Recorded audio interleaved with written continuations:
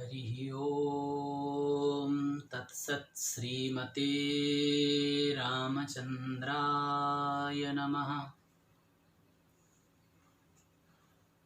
कृष्णाय वासुदेवाय देवकीनन्दनाय च नन्दगोपकुमाराय गोविन्दाय नमो नमः। भक्त भक्ति भगवंत गुरु चतुर नाम बपुए, इनके पद वंदन किए नासे विघ्न अने। चार जुगन में भक्त जे इनके पद की धूरी, सर्वस सिरधरी राखियों मेरी जीवन मूरी। सब संतन मिली निर्णय कियो, मथि श्रुति पुराण इतिहास। भजिवे को दो सुघर के हरि के हरिदास। लाख बार हरि हरि कहे, एक बार हरिदास। सीता राम प्रसन्न वे, भाखे ना भादास। श्री नाभा गोस्वामी जी महाराज की जय। परम करुणामय श्री गुरुदेव भगवान की जय। समस्त संत वैष्णव भगवान की जय। श्री हरिदास बाबा वृंदावन। त्रिलोकी में जितने स्थान है सब त्रिलोकपति श्री भगवान के ही है। वे अपने आंशिक परमात्म स्वरूप से सर्वत्र विराजमान है। हरि व्यापक सर्वत्र समाना, ईशावास्य इदं सर्वम। कहूं सो कहां जहां प्रभु नाही। ऐसा कोई जगह नहीं जहां भगवान नहीं है, सर्वत्र हैं। पर उन्हें ब्रजभूमि जितनी प्रिय है उतनी और कोई भूमि प्रिय नहीं है। वे स्वयं रूप से यहाँ सदा विराजमान है। वृंदावनम पादमेकम परित्यज्यम न गच्छन्ति। पर उनके अन्य रूपों को भी यदि इसका लोभ हो जाए तो इसमें कोई आश्चर्य की बात नहीं। एक बार आज से लगभग 200 वर्ष पूर्व इसका लोभ जगा श्री जगन्नाथ धाम के श्री जगन्नाथ महाप्रभु को।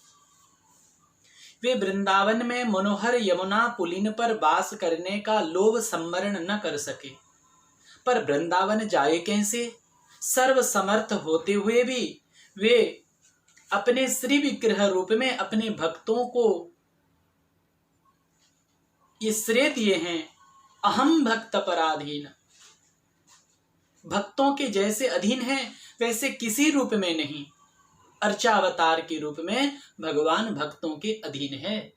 ठाकुर जी ने जो श्रीमद् भागवत में कहे अहम भक्त पराधीन यशतंत्र इव द्विज, वो अर्चावतार में संपूर्ण रूपेण घटित होता है। श्री विग्रह रूप में अर्चावतार में संपूर्ण रूप से भक्त के अधीन रहते हैं। भक्त ही उन्हें जहां चाहे ले जाए, जहां चाहे रखे। उनके प्रेम सेवा रस का आस्वादन करने के लिए ही तो अर्चा विग्रह के रूप में वो अवतार लिए हैं। इस रूप में वे जो भी करना चाहते हैं अपने किसी भक्त को निमित्त बनाकर उसके सहयोग से ही कर सकते हैं। वृंदावन तो तभी जा सकते हैं जब उनका कोई भक्त उन्हें ले जाता और वहां उनकी सेवा करने को प्रस्तुत होता। उन्हें ऐसे एक भक्त की खोज थी। तो वृंदावन में श्री हरिदास नाम के रामानंदी महात्मा परम पावन पवित्र श्री रामानंद संप्रदाय की एक महापुरुष वृंदावन में निवास करते थे, जिनका नाम था श्री हरिदास। यमुना तट पर भजन करते थे। बड़े अनुरागी महात्मा थे वे। दिन रात प्रभु के चिंतन में डूबे रहते। उनके विरह में अश्रु विसर्जन किया करते।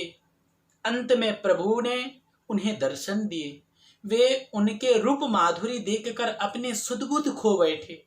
उन्हें एकटक निहारते निहारते अचेतन हो गए। तब करुणानिधि ने अपना हस्त कमल उनके मस्तक पर फेर उन्हें चेत कराया। चेतना आते ही उन्होंने अपना सिर उनके चरणों में रख दिया, ठाकुर जी के चरणों में रख दिया। उन्होंने अपनी अमृतमय वाणी से कहा, ठाकुर जी ने अपने अमृतमय वाणी से भक्त हरिदास जी को कह रहे हैं कि वत्स, मैं तुमसे प्रसन्न हूं। तुम्हारे निकट रहकर तुम्हारी प्रेममयी सेवा का सुखास्वादन करने को लालायित हूं। तुम जगन्नाथपुरी जाओ। इस वर्ष आषाढ़ में वहां जगन्नाथ जी का विग्रह परिवर्तन होगा। जब 2 आषाढ़ होता है तब श्री जगन्नाथ भगवान के नव कलेवर होता है, विग्रह परिवर्तन होता है। पुराना विग्रह तुम ले आना और इसी स्थल पर इसे स्थापित कर उसकी सेवा करना। इतना कहकर भगवान तो अंतर्ध्यान हो गए। महात्मा उनके अदर्शन से छटपट होने लगे, पर उनकी आज्ञा का स्मरण कर उन्होंने धैर्य धारण किया। वे अपने शिष्यों के साथ कीर्तन करते हुए जगन्नाथपुरी की ओर चल पड़े। उस समय रेल की सुविधा तो थी नहीं। पैदल ही बीहड़ जंगलों से होते हुए नदी, नालों और पर्वतों को पार करते हुए जगन्नाथपुरी पहुंचे। जगन्नाथपुरी में महामहोत्सव था। 4 दिन बाद 36 वर्ष के पीछे 2 आषाढ़ पड़ने पर जगन्नाथ जी का कलेवर बदले जाने का और उनके महाअभिषेक का योग था। लाखों यात्री दूर दूर से आए थे। आनंद और उल्लास का समुद्र उमड़ रहा था। हरिदास जी ने जगन्नाथ जी के पुजारियों के पास जाकर अपना अभिप्राय व्यक्त किया। तो जो पंडा पुजारी थे उन्होंने कहा कि जगन्नाथ जी का पुराना कलेवर देने के लिए हम योग्य नहीं है, हमें ये अधिकार नहीं है, आप राजा से मिलिए। तो श्री हरिदास बाबा ने राजा के पास गए। राजा ने उनका तेजोमय मुखमंडल देख उन्हें साष्टांग प्रणाम किया और आने का कारण पूछा। उन्होंने भगवान की आज्ञा बताकर उनसे जगन्नाथ जी का पुराना विग्रह दिलवाने का आग्रह किया। राजा ने कहा, महाराज, आपको भगवान की आज्ञा हुई है, पर मुझे तो ऐसे कोई आज्ञा नहीं हुई है। उनकी प्रत्यक्ष आज्ञा के बगैर मैं सदा से चली आई रीति का पालन करने को विवश हूं। सदा से जगन्नाथ जी का नया कलेवर होने पर पुराना कलेवर समाधिस्थ किया जाता है, अतः इस बार भी वही करना होगा। अपनी प्रार्थना स्वीकार करना, आपकी प्रार्थना स्वीकार करना संभव नहीं है, इसीलिए आप मुझे क्षमा करें। श्री हरिदास जी ने कहा, यदि श्री विग्रह को समाधिस्थ किया जाएगा तो मैं भी अपना शरीर नहीं रखूंगा, समुद्र में अपने शरीर को प्रवाहित कर दूंगा। इतना कहकर वे समुद्र के तट पर जाकर अन्न जल का त्याग कर प्रशांत मन से भगवान का ध्यान करते हुए प्रतीक्षा करने लगे उस घड़ी की जब उन्हें जगन्नाथ जी का श्री विग्रह के साथ अपने शरीर को जो है समुद्र में प्रवाहित कर दूंगा। प्रभु की आज्ञा का पालन नहीं हो सकता तो इस शरीर धारण कर क्या करूंगा। ऐसे भावना रखकर समुद्र के तट पर अन्न जल का त्याग कर बैठ गए।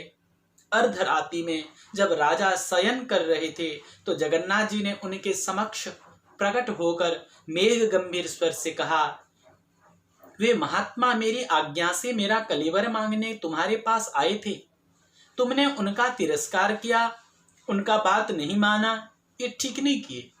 जाओ उनसे क्षमा मांगो और उनकी आज्ञा का पालन करो। मेरा एक विग्रह अब वृंदावन में भी रहा करेगा।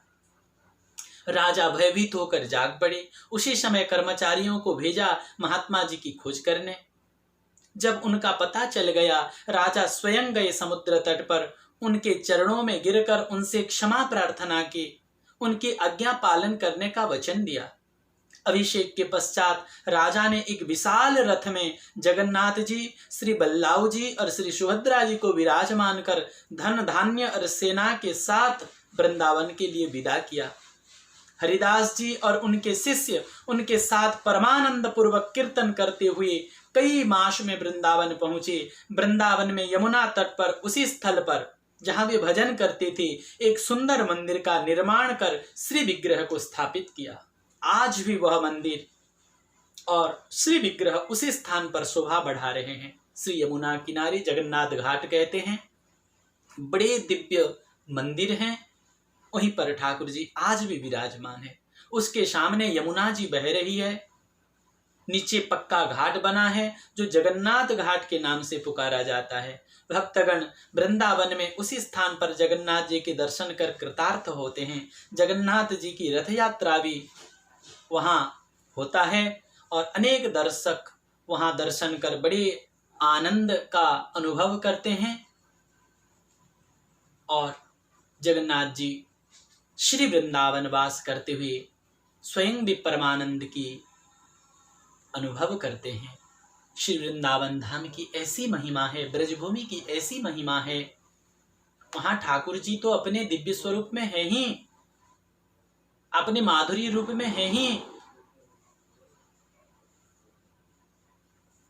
लेकिन अन्य रूपों में भी ठाकुर जी श्री वृंदावन वास से आह्लाद के अनुभव करते हैं। ऐसे श्री वृंदावन धाम है। बोलिए श्री वृंदावन धाम की जय।